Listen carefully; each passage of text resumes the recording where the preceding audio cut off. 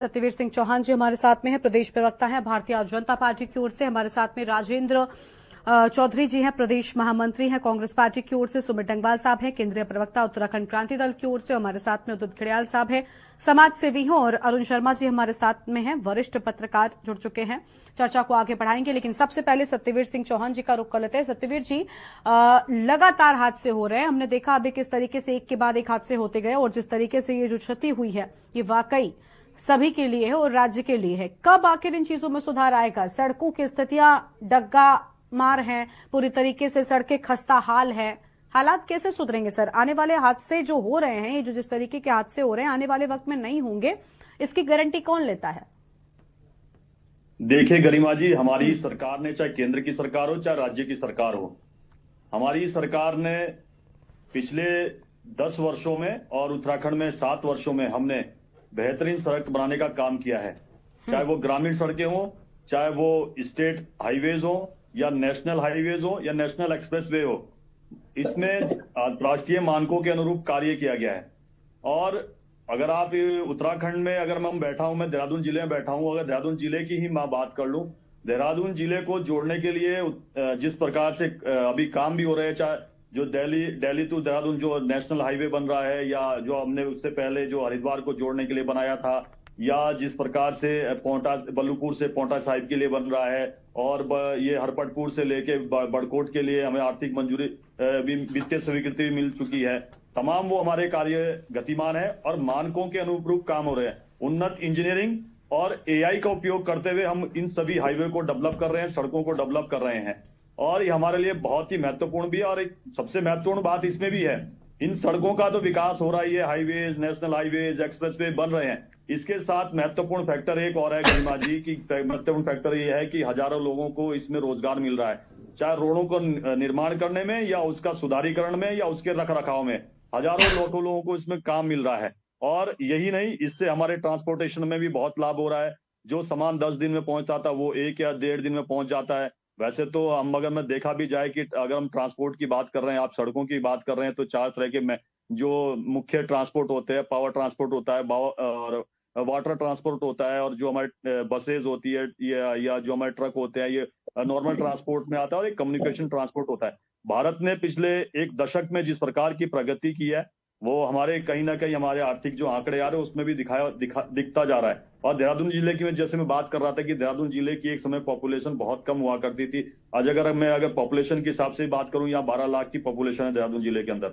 और अभी एक सर्वे हुआ है, उस सर्वे की जो रिपोर्ट में सामने आया है कि 11 लाख लोगों के पास व्हीकल्स है, चाहे वो 2 व्हीलर हो या 4 व्हीलर हो, उन टोटल का आंकड़ा 11 लाख है। आप समझ सकते हो कि कितनी बड़ी मात्रा में यहाँ पर लोगों के पास ये संसाधन बढ़े हैं। एक समय उत्तराखंड की आबादी भी जो अगर 2011 के सेंसस के अनुसार लिया जाए तो 1,86,292 के लगभग थी, जो मेरे हिसाब से है। और जो हम इस समय जो हम अपने चुनाव प्रचार में जाते हैं, तमाम जब चुनाव प्रचार के वो सब डिटेल्स आती है, या अन्य जो हमें डिटेल्स आती है, उसके अकॉर्डिंग जो अभी जनगणना हुई है, 1,30,00,000 के लगभग में यहाँ की जनसंख्या बताते हैं। तो जनसंख्या के अनुपात में जिस प्रकार से बढ़ा है, और हमारी सरकार ने जिस प्रकार से इन चीजों पे काम भी किया है, और लगातार अभी हमारी सरकार भी, कल या परसों के अखबार उठा के देख लीजिए, जो प्रकाशित भी हुआ है, 2500 से अधिक जो हमने चालान भी काटे हैं, जिन्होंने यातायात नियमों का पालन नहीं किया, उनके चालान किए ड्रोन के माध्यम से 2500 के लगभग। और अन्य तरीके से जो पुलिस चालान करती है, ट्रैफिक पुलिस होती है, नॉर्मल पुलिस होती है, या अन्य तरीके से जो सीसीटीवी कैमरेज लगे हैं उनके तरीके, वो अलग डेटा है। तो हमारी सरकार सचेत होकर काम कर रही है। हमें इस पर भी ध्यान देना होगा कि जब हमारा देश स्वतंत्र हुआ था, मात्र 36 करोड़ की जनसंख्या थी। आज हमारे देश की जनसंख्या 100 करोड़ 50 लाख से भी ऊपर चली गई है। तो आप समझ सकते हो कि एक जनसंख्या का अनुपात बढ़ रहा है, एक ट्रैफिक का अनुपात बढ़ रहा है। उस हिसाब से हमारी सरकार ने जिस प्रकार से सड़क बनाने का, जो हाईवेज और जो सड़कों का सुधारीकरण में काम भी किया है, मुझे कहते हुए सुखद होता है कि जब उत्तराखंड राज्य का गठन हुआ था, मात्र यहाँ पे 2 से 3% रोड हुआ करती थी। आज हमारी 95% तक हम रोडों को कवर कर चुके हैं। और जो गांव बचे हैं, उन गांवों के लिए भी आदरणीय मुख्यमंत्री जी ने प्रधानमंत्री कार्यालय से संपर्क करके, उनसे वार्ता करके ये कहा है कि जिन गांवों की आपके जो पीएमजीएसवाई में नहीं आते हैं, उसमें शिथिलता लाइए अपने नियमों में, उन गांवों को भी उससे जोड़िए। एक समय था कि 2012-14 में जब कांग्रेस की सरकार गई थी, तो प्रतिदिन हाईवे बनने का रिकॉर्ड था 12 किलोमीटर, और वो भी अंतर्राष्ट्रीय मानकों के अनुरूप नहीं था। आज जब हाईवे बन रहे हैं 37 किलोमीटर के अनुरूप बन रहे हैं और अंतर्राष्ट्रीय मानकों के अनुरूप बन रहे हैं। 65 वर्षों में 90,000 किलोमीटर हाईवे बने, और हमारे आदरणीय नरेंद्र मोदी जी के नेतृत्व में आज हम 2024 में बैठे हैं तो 65,000 से अधिक किलोमीटर से अधिक का हाईवे बन चुका है। और उन हाईवे की तारीफ पूरे विश्व में हो रही है कि जो जिस प्रकार से आज के हाईवे बन रहे हैं वो दिखाता है कि भारत की अब जो मानक हमें चाहिए थे उन मानकों के अनुरूप बन रहे हैं। हम ट्रैफिक नियमों के लिए भी जागरूक कर रहे हैं लोगों को, और यही नहीं, वित्तीय जो बजट था, लेकिन जागरूकता चीजें कमजोर हैं। देखिए गरिमा जी, जहां तक ट्रैफिक नियमों की बात है, मैं आपको बड़ी गंभीरता के साथ बताना चाहता हूं, और सभी पैनलिस्ट जो यहां पर जुड़े हैं सम्मानित है, सभी को बताना भी चाहता हूं। हमारी केंद्र की सरकार ने इससे पहले जो हमारी केंद्र की 5 साल की सरकार थी, उन्होंने नियमों में बदलाव किया। आप भी देखे होंगे किस प्रकार से सड़कों पे जाम करने, ट्रक वालों ने भी जाम कर दिया था, अन्य कई यूनियनों ने जाम कर दिया था। हमारा उद्देश्य मात्र ये था कि लोगों को कैसे अवेयर किया जाए और कैसे जो पुराने जो ट्रैफिक नियम है जो आज के लिए सुटेबल नहीं है, उन नियमों में बदलाव करके उन नियमों को लाया गया था। आप देखिए कि दिल्ली से लेकर देहरादून तक किस प्रकार से जाम की स्थितियां पैदा कर दी थी। हम तो पहले दिन से ही, हम जब से सरकार में आए हैं पहले दिन से ही ट्रैफिक नियमों के लिए बहुत ही सख्त है कि प्रत्येक व्यक्ति को ट्रैफिक नियम का पालन करना चाहिए, और हमारी सरकार ने इस पे समय समय पर संज्ञान भी लिया है।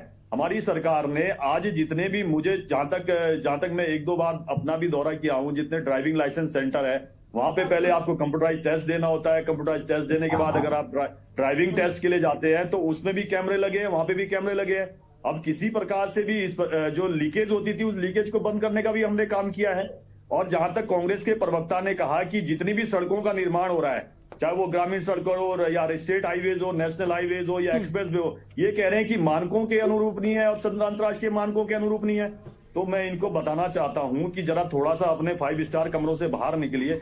जो एयरफोर्स के फाइटर प्लेन होते हैं और कितना प्रेशर होता है जब वो उड़ते हैं और फिर वो जमीन पर आते हैं, कितना प्रेशर होता है मुझे नहीं जानता ही है कि इस पैनल में कोई जानता हो कितने एयरोनॉटिकल माइल से उतरते हैं वो।